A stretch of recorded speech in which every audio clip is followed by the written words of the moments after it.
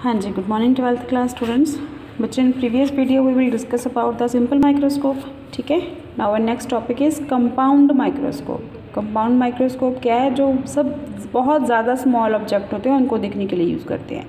ठीक है, इसमें हमारे पास दो लेंस होते हैं बच्चे, एक ऑब्जेक्ट लेंस होता है और एक आई लेंस। ठीक है, एक लेंस होता है हमारे पास short aperture, short focal length, जिसको ऑब्जेक्ट लेंस बोलते हैं। दूसरा जो होता है वो short focal length but large aperture, aperture उसका ज़्यादा होता है, उसको क्या बोलते हैं? Eye lens. ठीक है, दोनों को सेम एक्सिस के ऊपर ही हमने प्लेस किया होता है। ठीक है, अब प्रिंसिपल क्या है इसका कि when we place a small object beyond F, object के पास रख रहे हैं एफ के पीछे, तो उसकी इमेज जो है वो यहाँ पे बन जाएगी। एफ एंड 2F के बीच में हो गया ना ये, तो उसकी इमेज क्या बनेगी? 2F, बियॉन्ड 2F बनेगी इमेज। तो यहाँ पे इमेज बन गई। This image is worked as a object for the eye lens, इसके लिए वो आई लेंस एक्ट कर रही है। ठीक है, सो इसकी वजह से फिर इसको इमेज बनेगी यहाँ पे हमारे पास मैग्नीफाइड इमेज। ठीक है, सो कि इसमें हम क्या करते हैं बच्चे? The object lens is adjusted, इसको हम एडजस्ट करते हैं so that the final image is formed at least distance of distinct vision, कि वो फाइनल इमेज जो है लीस्ट डिस्टेंस के ऊपर बने। अब इसकी वर्किंग क्या है? जैसे हमने प्रिंसिपल डिफाइन किया वैसे आएगा। स्मॉल ऑब्जेक्ट ए बी, ठीक है, placed between F and 2F और beyond F not, then final image A dash B dash is formed on the other side between F and 2F। ठीक है, और we can say that between FE and C dash, means इसका centre और focus के बीच में बनेगी। Centre और फोकस के बीच में जब होएगा object, and this A dash B dash act as object for the eye lens. ठीक है, and it's final image is formed on the same side, means virtual image. ठीक है, क्लियर हो गया? तो A double dash B double dash की होगी हमारे पास फाइनल इमेज होगी। कैसे? देखो, ये हमारे पास हो गया ऑब्जेक्ट लेंस, ये होगी हमारे पास principal axis, this one is our eye lens. ठीक है, दिस इज एफ, यहाँ पे हमने ऑब्जेक्ट प्लेस किया, रे ऑफ लाइट यहाँ से जाएगी। ठीक है, और फोकस से पास करके। ठीक, दूसरी रे ऑफ लाइट कहाँ से जाएगी? सेंटर में से, जहाँ पे जाके दोनों मीट कर जाएंगी वहाँ पे हमारे पास इमेज बन जाएगी।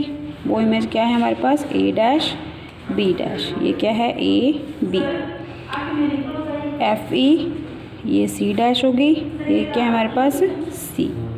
तो ये दोनों के बीच में है ना, एक ray of light parallel to principal axis, वो उसके फोकस में से पास कर जाएगी। ठीक है, दूसरी सेंटर में से। अब जब इसको पीछे को एक्सटेंड करेंगे हम दोनों को, ठीक है, तो हमारे पास यहाँ पे एक फाइनल इमेज बन जाएगी। This is called A double dash B double dash.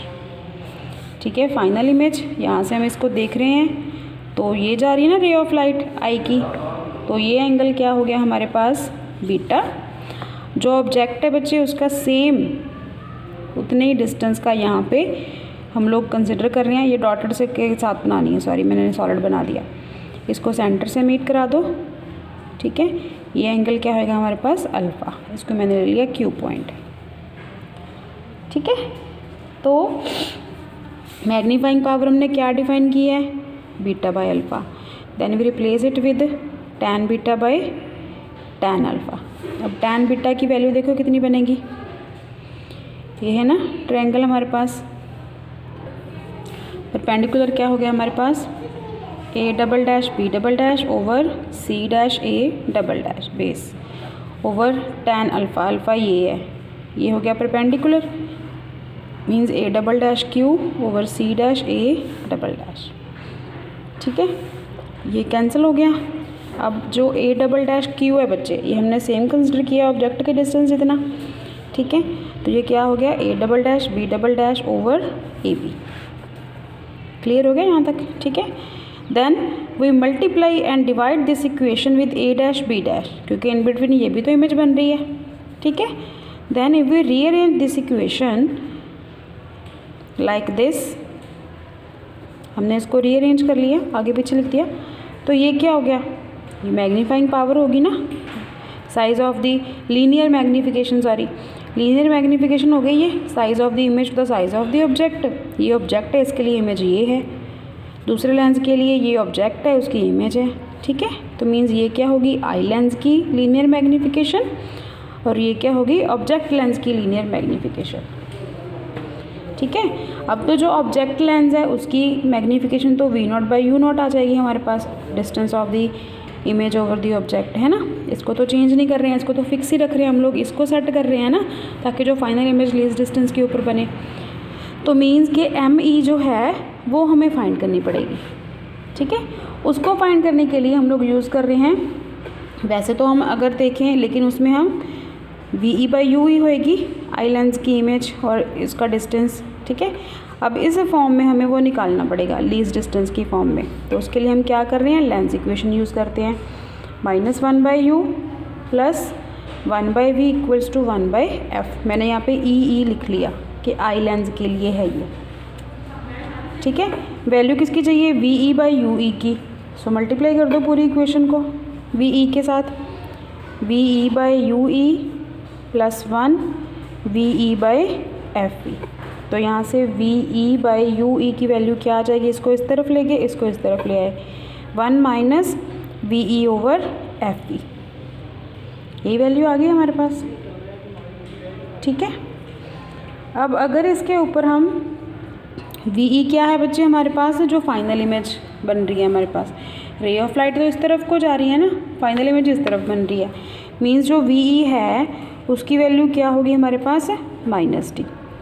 तो VE/UE क्या होएगा हमारे पास, 1 - D/FE।